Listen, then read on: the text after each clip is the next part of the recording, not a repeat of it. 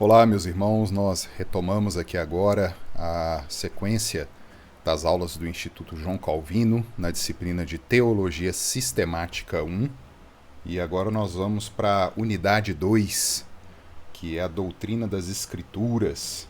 Nós vamos conhecer um pouco mais aí o que é esse material precioso que temos nas mãos. Meus irmãos, quando nós tratamos de revelação na fé reformada, de forma bem direta, nós queremos dizer que Deus falou. Presta atenção nisso. Aquele Deus que nós vimos na unidade 1, que é necessário esse pressuposto da existência dele, ele falou, ele se revelou. Bavinck, ele traz luz sobre esse tema, mostrando que a revelação ela não se restringe apenas ao cristianismo. Não é só o que se diz cristão que trabalha com esse conceito de revelação. Mas revelação é necessariamente inerente à raça humana.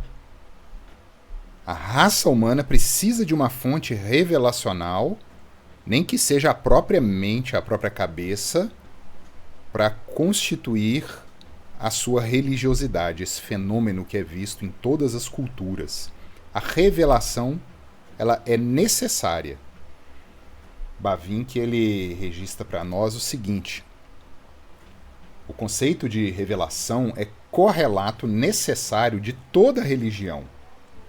Como a crença na revelação pode ser encontrada em todas as religiões, revelação e religião ficam de pé ou caem juntas. A religião é a arena da redenção.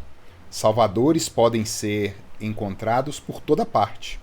Existem divergências a respeito do que e do como da religião, mas a questão permanece.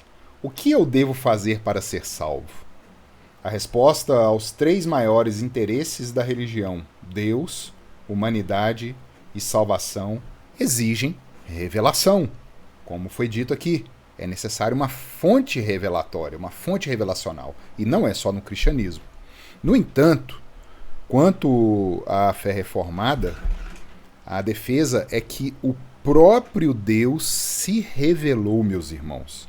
Nós carecemos firmar isso muito bem firmado, porque nós, como seres finitos, não poderíamos dar um passo além da nossa finitude e alcançar o que é infinito. É necessário este infinito descer até nós. Então, Deus se revela ao homem.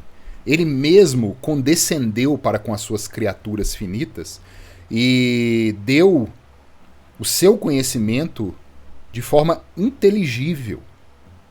Essa pressuposição da teologia reformada condiz com a natureza nossa e de Deus. Pois se Deus é infinito e nós finitos, mais uma vez, é necessário que o infinito se incline e se apresente.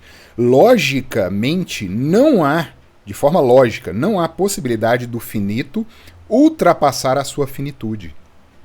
Então, revelar significa colocar a descoberto, se mostrar. Descobrir aquilo que era anteriormente desconhecido. Tudo o que nós sabemos, irmãos, sobre Deus, sobre a sua vontade, foi revelado por Ele mesmo.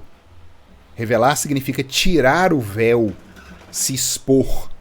Tem a ver com remover a cobertura e descobrir algo que antes estava encoberto. Nós vemos, por exemplo, na Escritura alguns textos que muitas vezes podem passar despercebidos, né? Deuteronômio 29 é um texto muito conhecido. Quando a gente trata, por exemplo, quando alguém quer passar, né, e descobrir algo que não é lícito se descobrir em relação a Deus, a gente vai e sempre defende, né? As coisas encobertas pertencem ao Senhor nosso Deus. A gente geralmente até para aí, né? Mas esse versículo, ele tem uma continuidade e o seu contraponto. Porém, ele continua, as reveladas nos pertencem. Olha que maravilhoso isso. Então Deus revelou coisas e essas coisas nos pertencem, devem ser buscadas. Nos pertencem a nós e aos nossos filhos para sempre, para que cumpramos todas as palavras desta lei. Então, sempre que você for usar esse texto agora, lembre-se disso. Há uma contraparte. Aquilo é exatamente, há algo, há muitas coisas, na verdade, encobertas que pertencem a Deus, mas há tantas outras reveladas. E elas nos pertencem. O Senhor nos deu. Olha o texto de Paulo na sua carta aos Romanos. Porquanto o que de Deus se pode conhecer é manifesto entre eles. Eles aqui somos nós, os homens. Porque Deus lhes manifestou. Quer dizer, se Deus não tivesse manifestado, não tinha jeito, mas Deus lhes manifestou. Porque os atributos invisíveis de Deus, assim o seu eterno poder, como também a sua própria divindade, claramente se reconhecem desde o princípio do mundo, sendo percebidos por meio das coisas que foram criadas. Tais homens são, por isso, indesculpáveis. Não há como uma pessoa dizer: eu não tive a oportunidade de conhecer a Deus. Deus se revela, ele se mostra, ele se descobre aos homens. Voltando àquilo que nós defendemos, né? A pressuposição de um Deus que não se preocupa em dizer de onde ele veio, quem foi o seu pai, quem foi o seu conselheiro. A Escritura já abre a revelação nos dizendo: no princípio criou Deus os céus e a terra. No princípio, no começo, criou Deus os céus e a terra. Ela não se preocupa em nos afirmar. E isso, meus queridos, se Deus assim nos permitir, em Teologia 2, na Antropologia, nós vamos ver que devido à queda, devido à negação da realidade criada por Deus, nós chegamos numa situação em que o autor aos Hebreus, uma das últimas literaturas bíblicas, precisa afirmar o que está aí na tela. De fato, sem fé é impossível agradar a Deus, porquanto é necessário que aquele que se aproxima de Deus creia que ele existe e se torna galardoador dos que o buscam. Meus irmãos, depois de 1.600 anos da escritura da Bíblia, os seus 66 livros, foi necessário um dos últimos autores da Escritura nos dizer que aquele que quer se chegar a Deus precisa crer nele. Tamanha é a nossa queda, a nossa dificuldade, a nossa fraqueza. Tamanho é a nossa fraqueza, meus irmãos. E essa revelação que a gente defendeu aqui, né? Aquilo que foi criado, aquilo que foi registrado, é nisso que nós vamos entrar agora. Revelação natural e revelação especial, também conhecida como revelação geral e revelação específica. Quando nós tratamos, meus queridos, de revelação, as Escrituras nos dão um aspecto mais amplo do que nós podemos imaginar sobre o ato revelacional divino. As Escrituras, elas afirmam que a própria criação, como nós lemos aqui agora, nós acabamos de ler, ela é um ato revelacional de Deus. Quando Deus cria, ele está se revelando por meio dessa criação. Olha o Salmo 19 começando: os céus manifestam a glória de Deus. Quer dizer, a própria realidade criada manifesta que há um Criador, que há um Deus. As Escrituras, elas não se restringem à fala ou escrita como revelação, mas a todo esse mover de Deus em suas diversas ações que possam ser captadas pelas nossas capacidades sensoriais e espirituais. Então Deus, os atos de Deus são revelacionais na criação, não apenas a Escritura. A confissão belga, ela traz o seguinte a nós: nós o conhecemos por dois meios. Primeiro, pela criação, manutenção e governo do mundo inteiro, visto que o mundo perante nossos olhos é como um livro formoso em que todas as criaturas, grandes e pequenas, servem de letras que nos fazem contemplar os atributos invisíveis de Deus. Nós lemos lá em Paulo. Isto é, o seu eterno poder e a sua divindade, como diz o apóstolo Paulo, Romanos 1, 21. Todos estes atributos são suficientes para convencer os homens e torná-los indesculpáveis. Não há aquele que possa dizer: eu não tive a oportunidade de conhecer a Deus. Segundo, Deus se fez conhecer ainda mais clara e plenamente por sua graça e divina palavra, ou melhor, por sua sagrada e divina palavra. Isto é, tanto quanto nos é necessário nesta vida para a sua glória e para a salvação dos que lhe pertencem. Está na Confissão Belga, artigo 2, a Confissão Belga de 1561. Deus cria, meus irmãos, sustenta e conduz o universo. E esta exibição de força, de domínio, de majestade, de grandeza, de poder, é um claro ato que mostra algo que estabiliza toda a existência conhecida. Deus ativamente intervém no cosmos ou no universo. Seria impossível a estabilidade atômica das coisas que existem se Deus não as estivesse sustentando. A preservação desse universo, meus irmãos, como lemos, são letras do Senhor para que todo homem contemple o seu Criador. Todo homem é objeto, feitura de Deus. Bavinck comenta que todo o mundo é uma revelação de Deus, um espelho dos seus atributos e perfeições. Toda criatura, meus irmãos, ao seu próprio modo e grau, é a incorporação de um pensamento divino.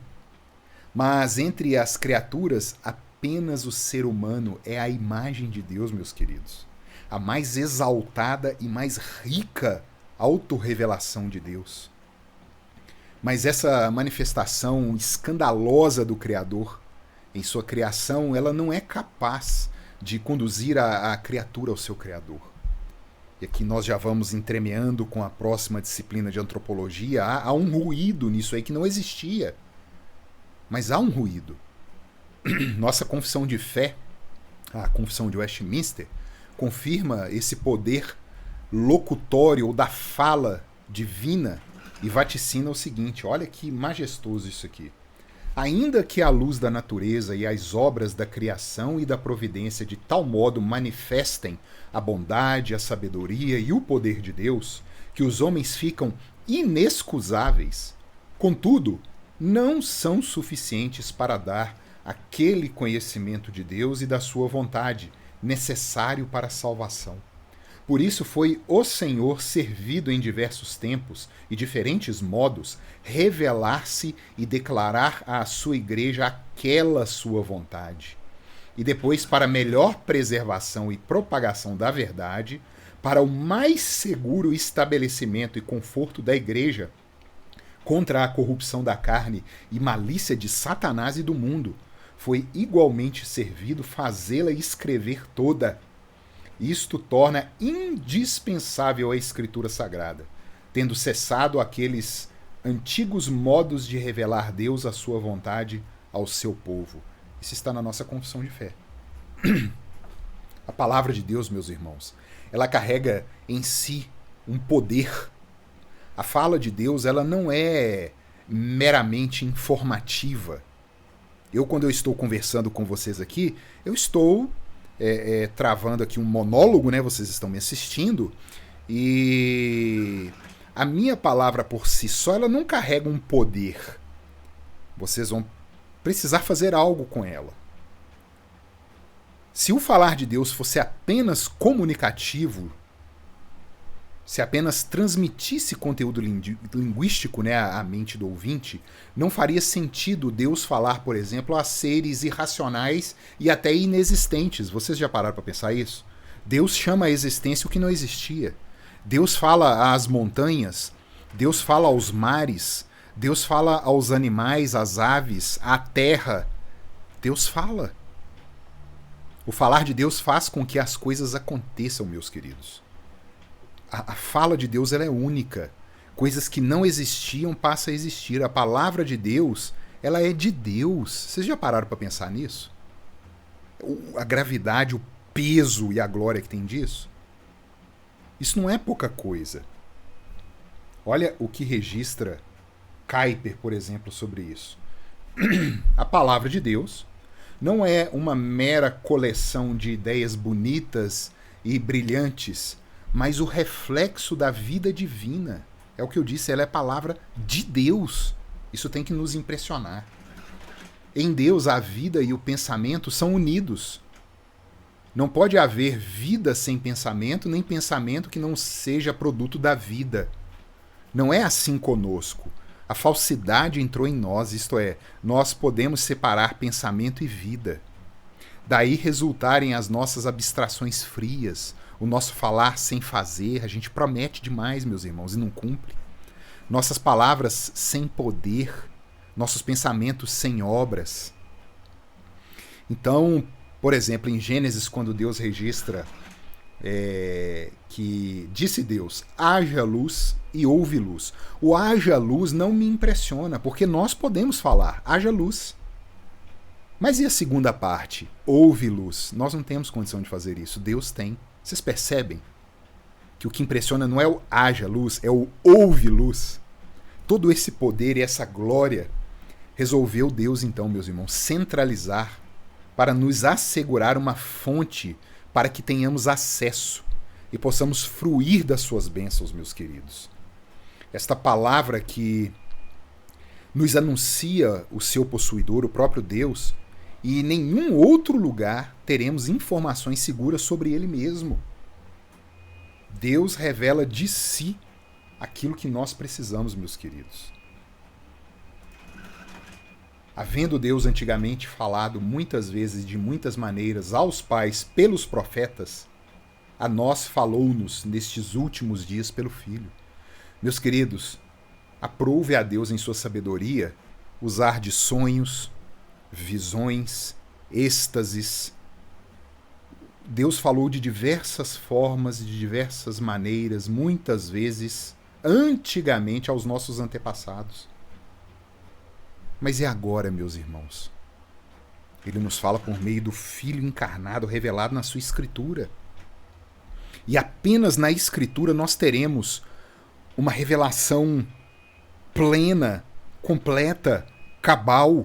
Quando nós partimos para outras expectativas de revelação, outros meios, nós ofendemos a santidade de Deus. Nós ofendemos a própria Escritura, que é a palavra de Deus. Judas já registra. Tive por necessidade escrever-vos e exortar-vos a batalhar pela fé, que uma vez foi dada aos santos. Então o que nós esperamos agora mais? Não tem o que esperar. Agora é desenvolver a nossa santidade em temor e em tremor. Nós já temos todo o material que nos foi legado. É desnecessário procurar além do que nós já temos, meus queridos. E essas escrituras, a palavra de Deus registrada, Antigo e Novo Testamento, os 66 livros canônicos, elas nos trazem e nos asseguram o seguinte: inspiração, autoridade, infalibilidade, inerrância, progressividade e suficiência. E nós vamos passar aqui por cada um desses tópicos e procurar saber o que as Escrituras têm de qualidade e, no final, o que são as Escrituras. Nós veremos que a lei de Deus, de uma forma ampla, é a Escritura. É a vontade dele que foi determinada para nós. E por sermos feitura das mãos dele, a sua vontade é o que deve prevalecer. Vamos lá. Inspiração. Deus, meus irmãos, ele soprou a sua palavra aos escritores sagrados, de forma que esses escritores eles foram plenamente controlados na produção bíblica. Mas esse controle absoluto de Deus na produção bíblica utilizou do próprio intelecto, capacidade, cultura, toda essa cosmovisão do escritor que estava sendo usado por Deus. Olha que coisa maravilhosa. Deus manteve tudo sob controle, usando daquilo que o escritor poderia oferecer a ele. Mas os escritores não eram meras máquinas de escrever. Eles não estavam psicografando a escritura. Quando nós dizemos que a escritura foi inspirada, ela não foi inspirada nem de forma mecânica e nem dinâmica. Vocês estão vendo na tela aí as 3 teorias. Teoria dinâmica, mecânica e orgânica. Quando nós falamos de inspiração mecânica, os escritores eles não foram apenas amanuenses, também conhecido como teoria do ditado, né? Vai falando e a pessoa vai escrevendo aquilo ali palavra por palavra. Não é isso que a escritura apresenta na sua inteireza. Todo o teor da mensagem dos escritores bíblicos passou, meus irmãos, por um processo mental desses escritores. das suas capacidades, daquilo que eles eram. Eles eram homens. Onde essas impressões das suas personalidades ficaram indelevelmente marcadas naquilo que foi registrado.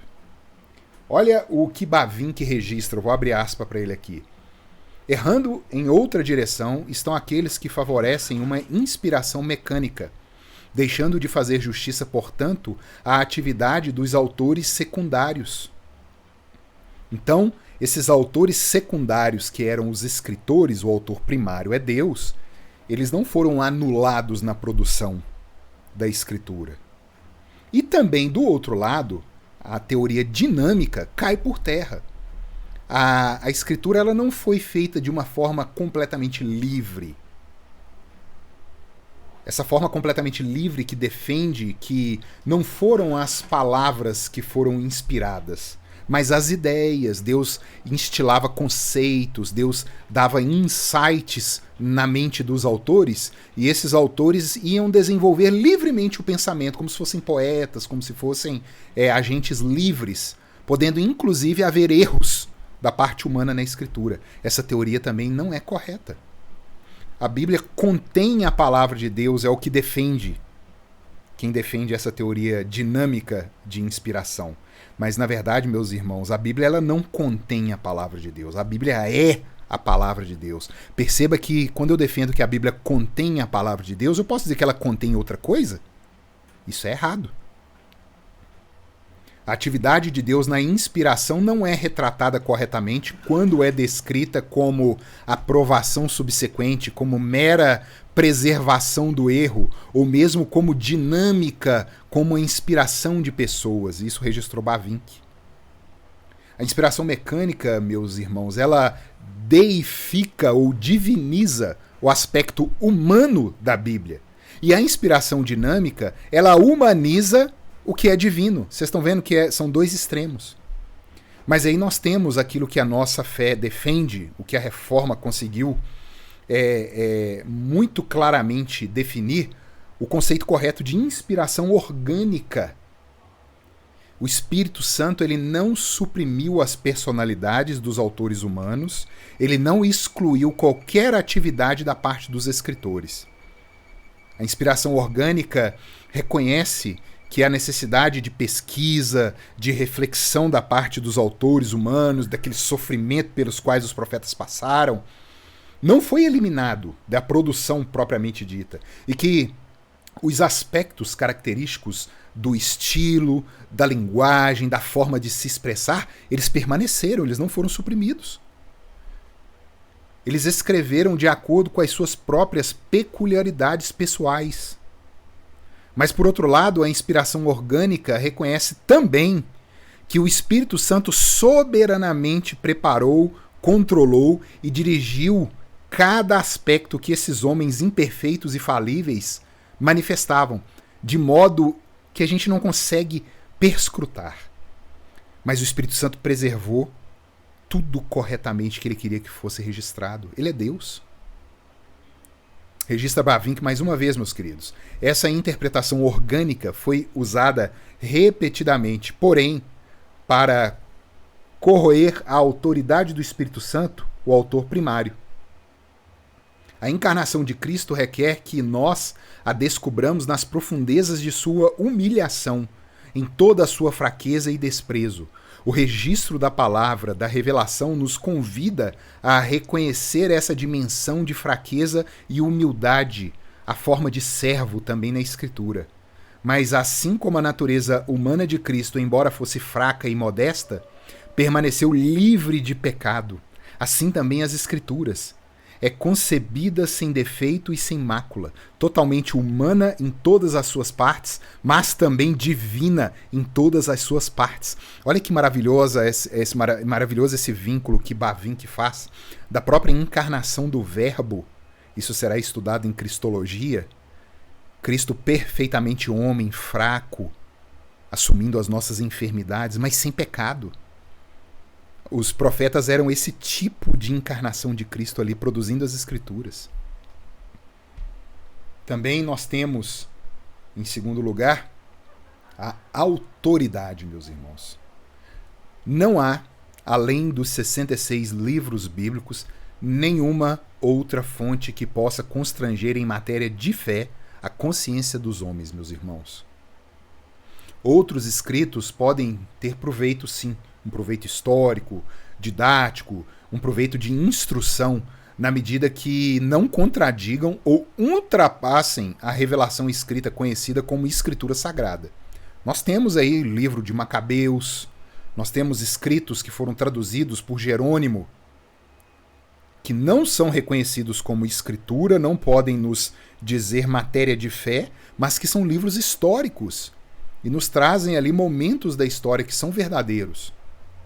A autoridade da Escritura não provém dos homens ou da igreja, meus irmãos, mas da pessoa de Deus, o seu autor primário.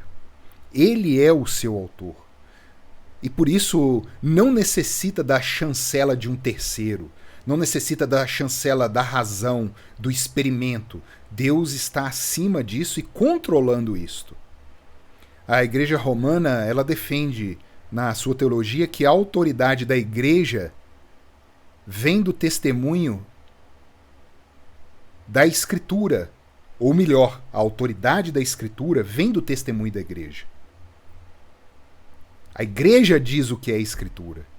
A Reforma Protestante corrigiu esse entendimento e estabeleceu que a igreja está sob a autoridade das Escrituras e não o contrário. Franklin Ferreira e Miet, eles registram assim, abre aspas, uma das mais importantes contribuições de Lutero em resposta às tradições e dogmas extra-bíblicos da Igreja Católica Romana foi a reafirmação da doutrina do sola Scriptura, somente a Escritura. Foi na Escritura, a norma normans, ou quer dizer, aquela norma que determina, que Lutero encontrou o caminho da salvação com Deus. Seu trabalho como reformador o conduziu a fazer duas grandes contribuições à interpretação da Escritura. Fecha aspas aqui. Meus irmãos, essas contribuições que Lutero fez foi a rejeição da hermenêutica tradicional que até ali era imposta, uma hermenêutica alegórica. E Lutero abriu o caminho, o espaço para a hermenêutica hoje reformada, histórico-gramatical, que veio lá da antiga escola de Antioquia, nada novo. Enquanto a igreja caminhou na Idade Média favorecendo a interpretação alegórica da antiga escola de Alexandria, os reformadores viram que a hermenêutica histórico-gramatical era mais fiel ao que a Escritura trazia. Rejeitando, então, a literalidade das Escrituras, onde esta literalidade ela é necessária ou não. E, em segundo lugar, o que Lutero resgatou foi a clareza das Escrituras, o que a gente chama de perspicuidade. E a própria Escritura fundamenta a interpretação de si. Ela não depende de testemunho externo. Assim, a autoridade interpretativa não era mais o magistério católico, ou qualquer outra autoridade, a não ser a autoridade da própria Escritura. Isso ficou conhecido como Sacra Scriptura sui ipsus interpres, ou a Sagrada Escritura é sua própria intérprete. Essa é a autoridade das Escrituras. Caminhando mais um pouco aqui, nós temos a infalibilidade. Da inspiração e da autoridade decorre esse atributo da infalibilidade. Se a Escritura é inspirada, é palavra de Deus, e se ela é autoridade sobre a própria existência, sobre todos os homens, ela é infalível. Todos os eventos prenunciados se cumpriram ou se cumprirão cabalmente, mesmo que muitas vezes a gente não possa nem compreender a plenitude desse cumprimento. Para mim, um dos textos mais marcantes da Escritura está aí na tela, de Jeremias, em Lamentações 2,17, diz assim: fez o Senhor o que intentou, cumpriu a ameaça que pronunciou desde os dias da antiguidade, derrubou e não se apiedou. Deus havia alertado por meio dos profetas. E a sua palavra é infalível. Ela foi cumprida cabalmente. Esse atributo da infalibilidade ele se relaciona intimamente com a própria providência de Deus. Pois os eventos que se sucedem na história pelos séculos e ainda sucederão estão sendo colocados em funcionamento pelo próprio Deus. Aqueles decretos eternos são efetivados conforme se anuncia nas Escrituras, e nenhum deles, meus irmãos, nenhum deles pode deixar de acontecer. As Escrituras são infalíveis. Dando mais um passo aqui, nós vamos para a inerrância das Escrituras, meus irmãos. Olha Jeremias mais uma vez aí, viste bem, porque eu velo sobre a minha palavra para a cumprir. Por mais que a modernidade tente colocar incongruências, erros, sejam matemáticos, científicos, históricos, as Escrituras, meus queridos, são inerrantes. As Escrituras não se propõem a ser um livro exaustivo de ciências exatas, biológicas, linguísticas, humanas, não. As Escrituras se propõem a ser um relato fidedigno do que Deus quer do homem e como este homem pode ser salvo. Esse é o propósito da Escritura. A glória de Deus na salvação de homens e na condenação de homens. Atribuir outra prerrogativa, outro objetivo às Escrituras levam a essas distorções que podem transparecer que sejam erros, que sejam incoerências, mas que são meramente desvios da avaliação humana do que as Escrituras revelaram. Atribuem uma perspectiva àquilo que a Escritura não se propõe a ser. O típico caso é se levar ao pé da letra, por exemplo, que o Sol se pôs. Nas ciências astronômicas nós sabemos que o Sol não se põe, mas a Terra é que gira ao redor dele. Podemos atribuir um erro às Escrituras usando de sofismas. As Escrituras não são exaustivas nos mais variados assuntos da vida, mas nos dizem como viver nos mais variados ambientes que existem.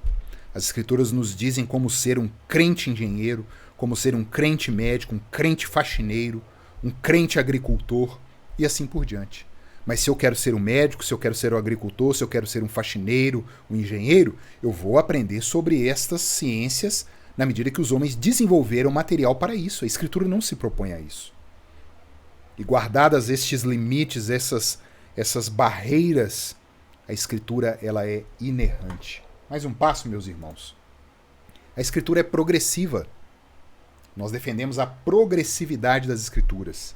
Por mais que tentem colocar incongruências e dizer que a Escritura em um lugar fala algo, em outro lugar fala outra coisa, esqueçam. As Escrituras trazem uma história de salvação, de uma humanidade, nós, que nos perdemos logo no início da sua existência. E ali Deus começa a trabalhar conosco, de uma forma como se nós fôssemos crianças. E ele vai entregando essa revelação na medida que a Escritura vai sendo revelada aos seus escritores, aos profetas. Então, meus irmãos, entendam que não há um relato inteiro do plano de Deus logo no início do registro bíblico, mas há uma progressão desta revelação por toda a Escritura, o que torna, então, imprescindível que as Escrituras sempre interpretem a si mesmas. Essa progressividade fará sentido dentro deste contexto. Seu entendimento deve ser compreendido como o todo e nunca por uma parte isolada. O fim precisa do começo, e o começo é o que justifica o fim. Ferreira e Miet, eles colocaram, está aí na tela, cada capítulo desse livro inclui um tratamento da doutrina da forma como esta aparece progressivamente no Antigo Testamento e no Novo Testamento. Cremos que Deus se revelou progressivamente. A revelação, como a temos nas Escrituras, não foi dada de uma única vez, da mesma forma, numa mesma época e às mesmas pessoas. Portanto, devemos ler o texto bíblico comparando as suas diferentes partes, considerando que as mesmas têm uma unidade básica, mas que existe um desenvolvimento dentro desta unidade. A gente encarando a Escritura assim, de Gênesis a Apocalipse, nós vamos poder tirar dela aquilo que Deus tem para nós. Mas aí daquele que pega textos isolados, versículos bíblicos sem o todo da doutrina, isso gera as piores heresias que podem existir no mundo. Então vamos caminhar mais um pouco aqui. Mais um atributo, a suficiência. Devido a tudo que nós levantamos até aqui, não há outra fonte para que o homem saiba como se relacionar com Deus, além da própria palavra que Deus deu. Meus irmãos, eu não sei se eu consigo ser muito claro nessa aula. Se eu tenho um Deus que se inclina e entrega para nós a sua palavra, um Deus que encarna e morre por nós, isso tudo está registrado em sua própria palavra, um documento escrito proposicional, por que eu deveria ir atrás de outras revelações se a suficiência já está ali? A herança dos novos céus e nova terra. Não faz sentido, não faz lógica. Nada, nem como desculpa da tradição, da antiguidade, da cultura, nada. A Escritura é suficiente. Essas coisas citadas existem devido ao fruto do pecado. Tradição, culturas diferentes, antiguidade, há um agravamento por causa do pecado, é um ruído no relacionamento com Deus. Antigo e Novo Testamento são igualmente fontes autorizadas da revelação divina, sem distinção, e elas são interdependentes. Jesus afirma, meus irmãos, que se não crermos em Moisés, por exemplo, não podemos crer nele. O que a gente faz com um texto desse? Pois Moisés falou de Jesus. E se não cremos em Moisés, por que creríamos naquele de quem Moisés falou? Está lá em João 5, 45 a 47, que diz assim: não cuideis que eu vos hei de acusar para com o Pai. Isso é palavra de Jesus. Há um que vos acusa, Moisés, em quem vós esperais. Porque se vós cresceis em Moisés, creríeis em mim. Porque de mim escreveu ele. Mas se não credes nos seus escritos, como crereis nas minhas palavras? Jesus Cristo, ele cerca os fariseus. A mesma coisa hoje, com esse papo, né, de igreja neotestamentária, que o Antigo Testamento passou, ele caducou, agora é o Novo Testamento. O que a gente faz com o texto e inúmeros outros textos do Novo Testamento que dizem que a Escritura, Antigo e Novo Testamento, são palavra de Deus? Meus irmãos, os 66 livros são autoridade sobre a vida da igreja.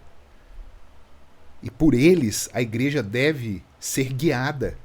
E a igreja deve obediência, eles são suficientes. A confissão de fé, mais uma vez, de Westminster, exalta essa condição da Escritura, pois reconhece que elas são palavra de Deus. Deus comunicou aos homens aquilo que eles devem fazer para caminharem em um mundo mau, um mundo caído. Está na tela aí todo o conselho de Deus concernente a todas as coisas necessárias para a glória dele e para a salvação, fé e vida do homem, ou é expressamente declarado na Escritura, ou pode ser lógica e claramente deduzido dela. A Escritura nada se acrescentará em tempo algum, nem por novas revelações do Espírito, nem por tradições dos homens.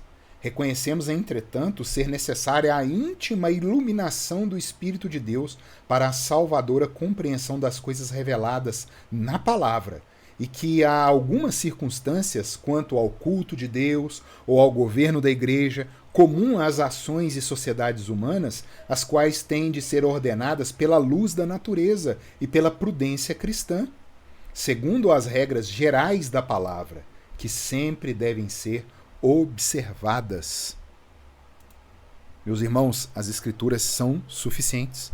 O puritano John Owen, ele deixou o seguinte alerta sobre as Escrituras e qualquer tentativa de se adicionar alguma doutrina a ela. Prestem atenção, meus queridos. Se a nova doutrina se alinha com o que as Escrituras dizem, é desnecessário. Se a nova doutrina contradiz, é falsa. Então por que eu hei de trazer coisas de fora da Escritura, como regra de fé para a igreja, para a minha vida?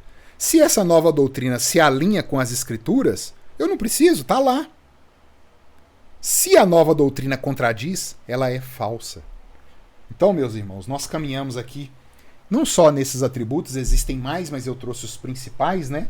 Esse conjunto da obra, isso tudo que a gente viu sobre a Escritura nos leva à lei de Deus. De todos esses atributos que nós vimos, Nós temos a Bíblia, meus irmãos, a Escritura Sagrada, a vontade de Deus revelada de forma proposicional. Então, o que é palavra ou a lei de Deus? Toda a manifestação revelada da parte de Deus como soberano criador, em um sentido mais amplo, meus queridos, é a lei de Deus. Rod diz que essa vontade ou lei é o que determina o que é a própria verdade. A Confissão de Fé de Westminster, mais uma vez, registra, de acordo com Jobic, que Deus constituiu Adão e sua posteridade de tal forma que tinham gravado em seu próprio ser, está gravado na nossa própria Constituição, os preceitos da lei, e baseado nisso firmou o pacto das obras com Adão, será visto posteriormente. Os cânones de Dort, meus amados, mais especificamente tratam os 10 mandamentos como a lei de Deus, e todo o restante da revelação é derivada destes mandamentos. Derivação defendida por Bavinck. Bavinck afirma o seguinte: sobre a base da lei mosaica, isto é, sobre a base do pacto de Deus, que Deus firmou com os patriarcas, que Deus confirmou com Israel no Sinai e que Deus ordenou na lei de Moisés, desenvolveram-se na história posterior de Israel, sob a direção do Espírito Santo, 3 tipos de literatura: a salmodia, a profecia e a literatura de sabedoria. Quer dizer, toda a escritura advém dos 10 mandamentos. Nisso soma, meus queridos, João Calvino, ao afirmar essa abrangência da lei como vontade de Deus. João Calvino registra assim: pelo termo lei, entendo não apenas os 10 mandamentos, que prescrevem a norma de viver piedosa e justamente, mas também a forma de religião por Deus transmitida pelas mãos de Moisés. Pois nem foi Moisés constituído legislador para que cancelasse a bênção prometida à raça de Abraão. Pelo contrário, vemos que a cada passo traz de novo a lembrança aos judeus, como se tivesse sido enviado a fim de renovar este pacto gracioso feito com seus pais, do qual eram herdeiros.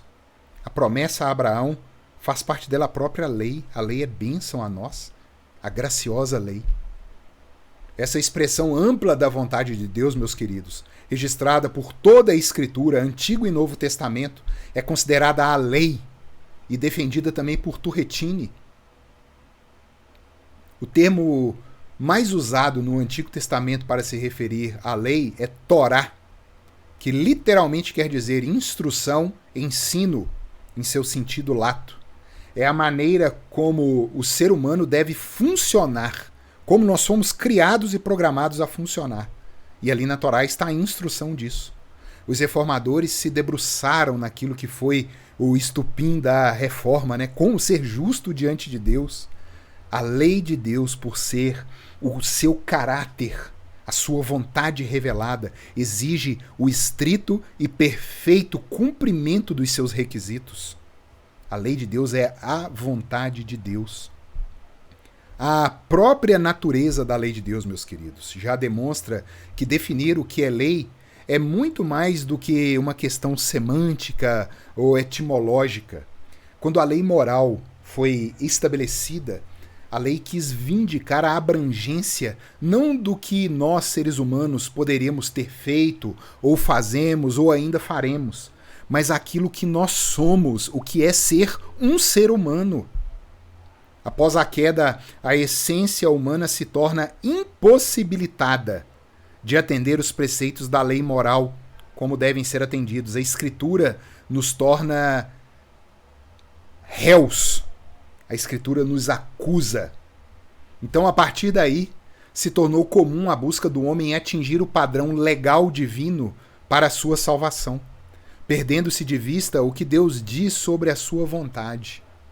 O homem acha que é meramente fazer e não mais ser. Mas a lei de Deus, ela diz o que o homem é. Ela diz sobre o ser do homem. Lutero é um exemplo, meus queridos. Ele tentava atingir o que Deus requeria na sua escritura, na sua vontade revelada, na sua lei, mas percebia que sempre estava aquém de atender os preceitos de Deus. Ele estava, então, entendendo que a lei era inalcançável.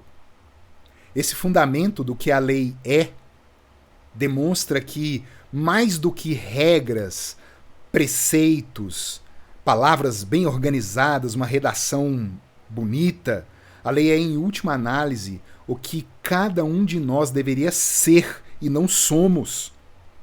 E tal entendimento será alcançado justamente, meus queridos, examinando-se aquilo que comumente chamamos de lei, ou a palavra de Deus como um todo, Antigo e Novo Testamento, isso que nos foi dado. Abrakel chega a esta mesma conclusão, um grande reformador, de uma unidade entre o pacto feito em Adão, a lei entregue a Moisés no Sinai, e o próprio pacto feito com Cristo. Cristo foi crucificado, meus queridos, porque a lei exigia isso. A lei exige a morte para aqueles que não a cumprem de forma perfeita e estrita. E Cristo cumpriu de forma estreita. E ele morreu no nosso lugar. E pela fé nós podemos receber isso. São cenas dos próximos capítulos. Seguindo, meus queridos, esse raciocínio, né, de unidade entre lei e graça, Antigo e Novo Testamento, a gente sempre tem que ter isso em mente. A confissão de fé demonstra que a lei na antiga aliança era apenas sombra, figura, eco do que o próprio Cristo viria a ser. E que quando Cristo veio, a lei continuou a ser a mesma, mas tendo a sua plenitude revelada. Cristo ele só trouxe mais brilho à lei ainda, porque ele disse que ele não veio revogar a lei, ele veio cumpri-la. A lei continua sendo a eterna e justa vontade de Deus, a despeito dos eventos que sucederam durante a história da humanidade. A unidade da lei como sendo a palavra de Deus permanece. Jobic, no trecho do livro dele, da teologia puritana, ele vem discorrendo justamente sobre como as alianças, né? Aliança em Adão, aliança em Noé, aliança em Abraão, aliança em Moisés, aliança em Davi, tem um aspecto único em revelar a vontade de Deus.